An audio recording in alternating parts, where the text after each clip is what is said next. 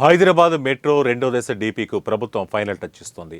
32,237 కోట్ల అంచనాతో మొత్తం 116.2 కిలోమీటర్ల మార్గం నిర్మించనున్నారు. ఎయిర్పోర్ట్ నుంచి స్కిల్ వర్సిటీ వరకు 40 కిలోమీటర్లు, అరంగర్ నుంచి కొత్త హైకోర్టు మీదుగా ఎయిర్పోర్టుకు కొత్త లైన్, కారిడార్ 4లో భాగంగా గోల్ నుంచి శంషాబాద్ ఎయిర్పోర్టు వరకు 36.6 కిలోమీటర్ల కొత్త మార్గాలు నిర్మించనున్నారు. ఈ కారిడార్లో దాదాపు 1.6 కిలోమీటర్ల మేర భూగర్భంలో మెట్రో లైన్ నిర్మిస్తారు.